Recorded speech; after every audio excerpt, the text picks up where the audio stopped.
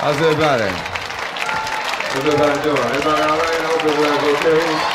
Hope the vibrations are still strong. We are still strong. And anxious to see you.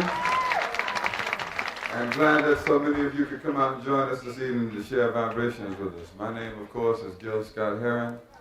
And my organization and my family is called the Midnight Band. And we are here this evening to bring you some midnight vibrations. We are convinced that midnight is the first minute of a new day, and we are further convinced that we are entitled to a new day, and we are further convinced that we are going to have to establish the new day by communicating a little bit more closely with one another. So we have been spreading the word about some vibes that concern communication from place to place, and we have been trying to get into the New York vibration as it concerns this communication. What we are talking about has evolved as the Ghetto Code. The Ghetto Code, oftentimes referred to as ... Sounds a little bit, people used to tell me, says sound like the Morse code. We call it more so the remorse code. The Ghetto Code, the damn if I know. ... means damn if I know. And the reason this has become such a popular phrase in different black communities around the nation is because there are more and more things black people thought they had a handle on that they have seen sort of slowly slip away from them. And they be saying, well, damn, what happened to that? ... I'm damn if I know. For example, we started to reinvestigate astrology, found out that it was an ancient art form, a science, something that we could depend on more so than Walter Concrete. And got into a vibration related to how the things were done in terms of astrology. Sun's over here, moon's over here. People started to memorize their charts, organize them, their days, their planning, their reaping, etc. Then they found out somebody had been messing with the calendar. Because there's a month in our calendar called July that was slipped in there to honor Julius Caesar. There's a month in our calendar called August that was slipped in there to honor Augustus Caesar. And there's a month in our calendar called September, which is the 7th month. It means 7th in Latin, but it is the 9th month in our calendar. People start saying, well, damn, ... They found out Octo, involving themselves with the Romance languages. Octo means 8. Ocho, very similar to Ocho. October, the 10th month.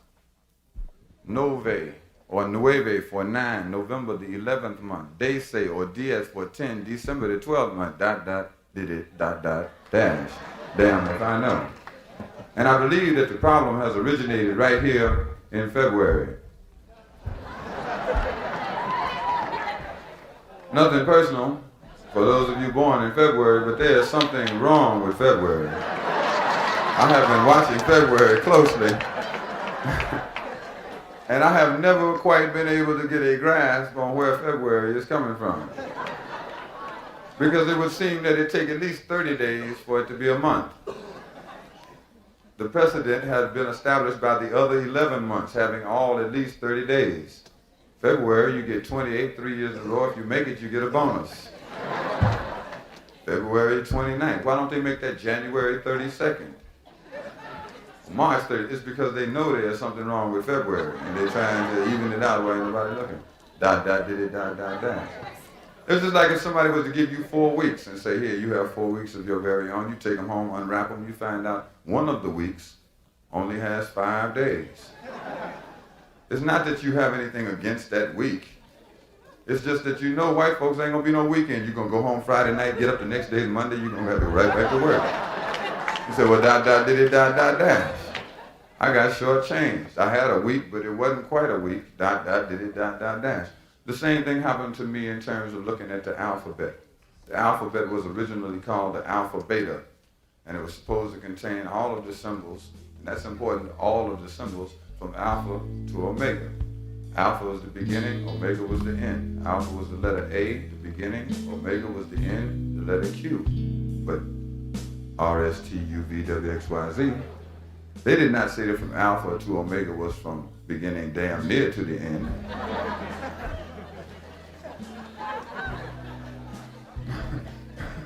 They said from beginning to end. I took their word for it. The end was Omega, and that's Q, and they got all these extra letters, which means there may be some words out there that don't mean nothing.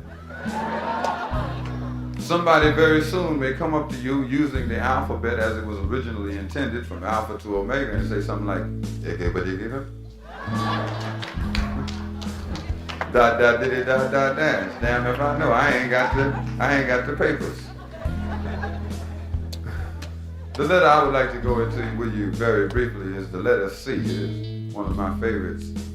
It's very underrated in terms of letters. You know, very few people sit around and comment on the virtues of the letter C.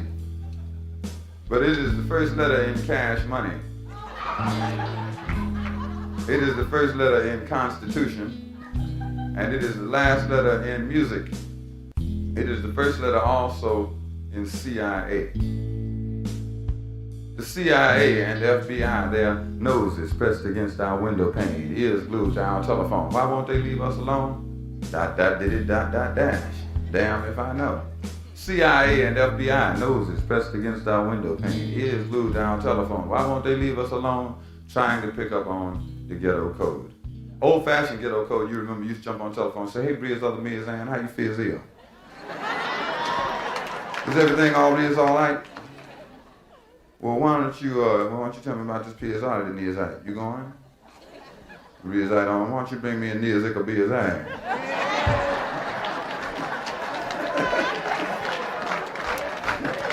Yeah, if you get back to Steers, why don't you bring me some beers and beers so I can read as old it is up. I appreciate it. I know whoever it was they was paying to listen in on my phone had to be saying, well, dot, dot, did it, dot, dot, dot. Damn if I know. The C that reminds you of CIA and cash money, they'll come together in a case that concerns itself with Howard Hughes. The CIA gave Howard Hughes $400 million cash money, give or take $1 million or $2 million, we understand, and told Howard Hughes that he was to build a salvage ship. The salvage ship was going to be called the Glomar Challenger. And the Challenger was going to go out in the Pacific to try and recover a Russian submarine that sank in 1968. The reason our government was so interested in this submarine was because of the C code books on board. We assumed that Howard Hughes indeed did build this ship and equipped it with a giant magnet. We would not assume that Howard come back with a little bitty magnet for all that money. But the submarine that sank to the bottom of the Pacific had broken into 3 parts. The magnet went down, brought up the first part of the submarine, had on board 70 dead Russian sailors. Well, no real advantage there. I mean, it hadn't been worth a dime to the Russians. I mean, whatever it is, net ruples. Whatever it is Russians say when it means they ain't putting up a dime. Which means that in certain instances we could see ourselves having been overextended. Magnet went down, brought up the second part of the submarine, had on board 2 bombs, 2 warheads, 2 Polaris-type warheads, 2 nuclear weapons. Point is that this country already has plenty of bombs. Matter of fact, they have little bombs, big bombs, round ones, and square ones, and have been stockpiling them for quite some time, to the point where they now have damn near 1 bomb for every individual. And if you don't like the way they're running things, and you call them up and tell them, they may send you yours. Neutron, old Tron, whichever kind of Tron, electron. The vibe related to the third part of the submarine and the important and mysterious Russian code books. But before the magnet could go down to get the third part, somebody said, hey, wait a minute. You know, that Russian submarine went down in 1968. And we've been trying to pick it up now for the last 6 years.